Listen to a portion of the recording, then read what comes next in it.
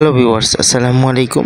দেশি আমরা গাছে আপনারা কিভাবে গ্রাফটিং করবেন আপনারা দেখতে থাকেন ভিডিও শেষ পর্যন্ত।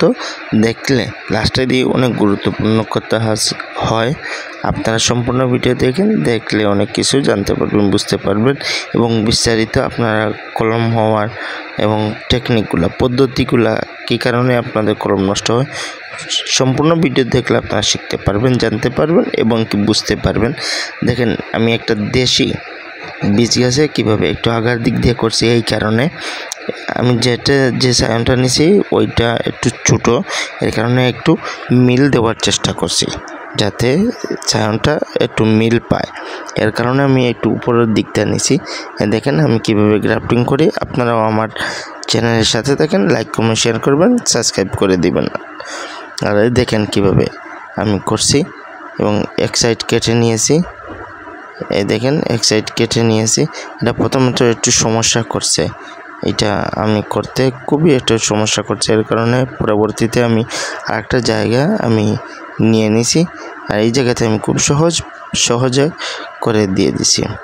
দেখেন একটা আমি করে দিয়েছি যাতে কোনো আপনারা একটানে এগুলা করবেন এবং এক সাইড মিলাবেন, যে কোনো এক সাইড মিলিয়ে আপনারা 0-1 পলিথিন দিয়ে আপনারা পেঁচিয়ে দিবেন।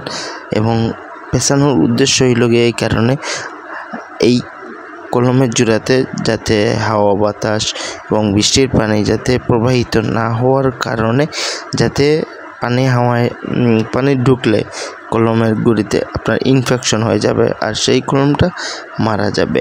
এই পানি যাতে না ঢুকে, ইনফেকশন না হয়, এর কারণে 0-1 পলিথিন ইউজ করা।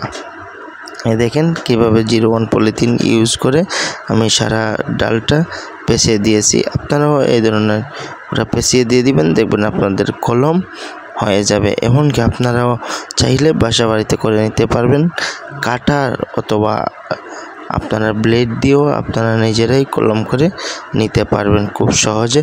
আর আমার চ্যানেলের সাথে থাকেন, লাইক কমেন্ট শেয়ার করবেন যাতে আমি আপনাদেরকে সামনে দিয়ে অনেক ভিডিও দেখাইতে পারি, জানাইতে পারি, বুঝাইতে পারি।